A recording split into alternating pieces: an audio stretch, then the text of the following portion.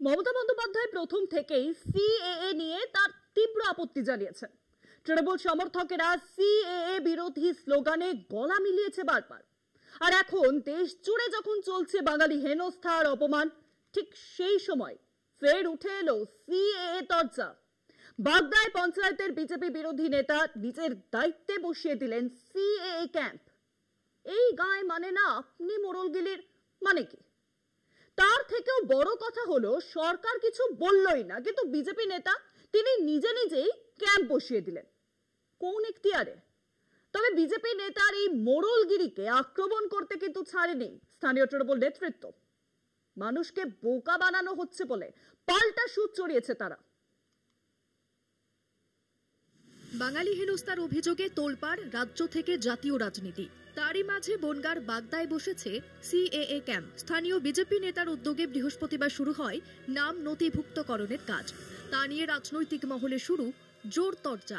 উত্তর 24 পরগনার বাগদা ব্লকের পঞ্চায়েত সমিতির বিজেপির বিরোধী দলনেতা সৌরভ গোয়ালি আর তার উদ্যোগেই এই সিএএ ক্যাম্প।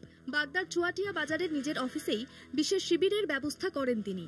বাংলাদেশের প্রমাণপত্র, ভারতীয় প্রমাণপত্র ও প্রয়োজনীয় নথি নিয়ে সিএএ এর জন্য অনলাইনে আবেদন করতে পড়ে যায় লম্বা লাইন।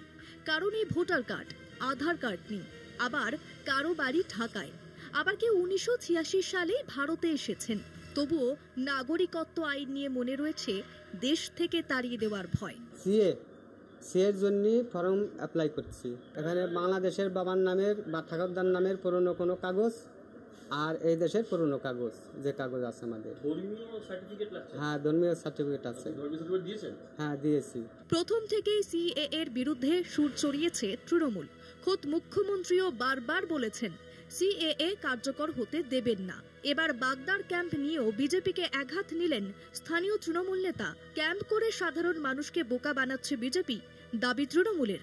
ইতিমধ্যে কিছু কিছু বিজেপির নেতারা ছোট ছোট ক্যাম্প করে মানুষদেরকে বিভ্রান্ত করছে। বনগাঁর সাংসদ শান্তনু ঠাকুর বলতে বলতে গলা শুকিয়ে গেছে, কোথাও সাড়া মেলেনি।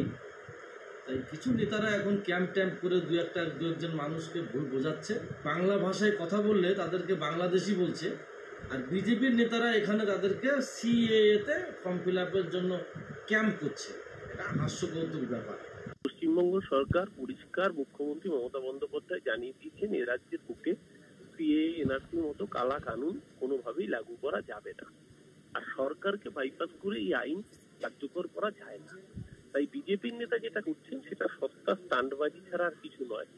উল্টে বরং যেটা হবে, এই সিএএতে যাদের অনলাইনে আবেদন করছেন তারা নিজেরা স্বীকার করে নিচ্ছেন যে তারা বাংলাদেশ থেকে অবৈধ অনুপ্রবেশকারী। নেপথ্যে আইন, প্রকাশ্যে প্রকট রাজনীতি। 26-এর বিধানসভা ভোটের আগে কি ফের একবার মাথা চড়া দিচ্ছে কেন্দ্রের সিএএ তাস? রাজনৈতিক মহলে জোর জল্পনা। কলকাতা টিভি।